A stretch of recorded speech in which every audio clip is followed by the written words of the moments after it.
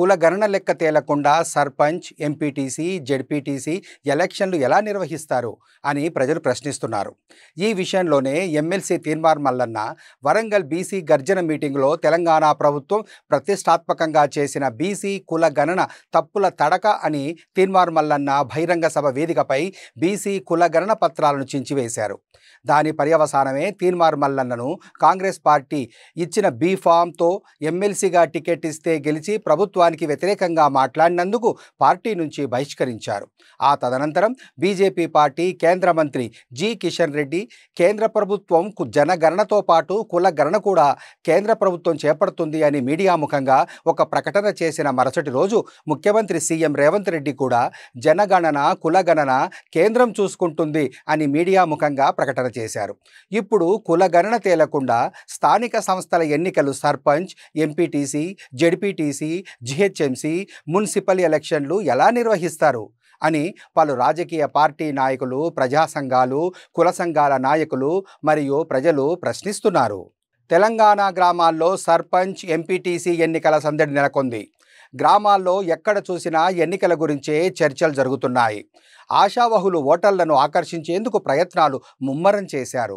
కొందరు ఆశావహులైతే ప్రత్యేకంగా గ్రామాలకు మేనిఫెస్టోలు విడుదల చేస్తూ గెలిస్తే గ్రామాన్ని అభివృద్ధి చేస్తామని హామీలిస్తున్నారు.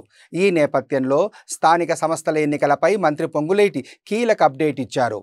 తెలంగాణలోని గ్రామాల్లో స్థానిక సంస్థల ఎన్నికల సందడి మొదలైంది. సర్పంచ్, ఎంపీటీసీ, జెడ్పీటీసీ పదవులకు పోటీ చేసే ఆశావహులు ఓటర్లను ఆకర్షించేందుకు ఇప్పటికే ప్రచారాలు మొదలుపెట్టారు. కొన్ని గ్రామాల్లో అయితే ప్రత్యేక మేనిఫెస్టోలు, సర్పంచ్ పదవుల వేలంపాటలు కూడా నిర్వహిస్తున్నారు. స్థానిక సంస్థల ఎన్నికలు నోటిఫికేషన్ వస్తుందని ఆశగా చూస్తున్నారు. త్వరలోనే నోటిఫికేషన్ విడుదల చేస్తామని గతంలో పలువురు మంత్రులు కూడా చెప్పారు.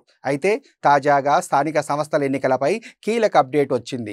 తెలంగాణలో స్థానిక సంస్థల ఎన్నికలు జూన్ చివరి వారంలో నిర్వహిస్తామని రాష్ట్ర రెవెన్యూ మంత్రి పొంగులేటి శ్రీనివాసరెడ్డి వెల్లడించారు. మొదట జెడ్పీటీసీ, ఎంపీటీసీ ఎన్నికలు జరుగుతాయన్నారు. ఆ తర్వాత జూలై చివరి వారంలో సర్పంచ్ ఎన్నికలు నిర్వహిస్తామన్నారు. ఈ మేరకు రాష్ట్ర ఎన్నికల సంఘం ఏర్పాట్లు చేస్తుందని చెప్పారు. ఇక తెలంగాణలో స్థానిక సంస్థల ఎన్నికల్లో బీసీలకు 42% రిజర్వేషన్లు కల్పించేందుకు తెలంగాణ ప్రభుత్వం బిల్లును ఆమోదించింది. ఈ బిల్లు ఆమోదం పొందితే తెలంగాణలో మొత్తం రిజర్వేషన్లు 67% చేరుతాయి. ఇది సుప్రీంకోర్టు నిర్దేశించిన 50% పరిమితిని దాటుతుంది.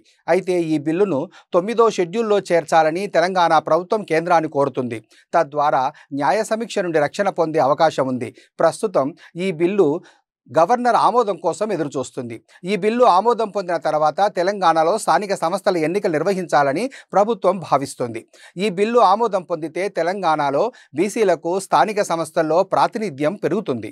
తెలంగాణ రాష్ట్రంలోని 540 మండలాల పరిధిలో ఉన్న 12,966 గ్రామాలకు సర్పంచ్ ఎన్నికలు జరగనున్నాయి. అలాగే 1,14,620 వార్డులకు పంచాయతీ ఎన్నికలు నిర్వహించనున్నారు. ఈ ఎన్నికలకు సంబంధించిన జాబితాను పంచాయతీరాజ్ శాఖ ఇప్పటికే రాష్ట్ర ఎన్నికల సంఘానికి అందజేసింది.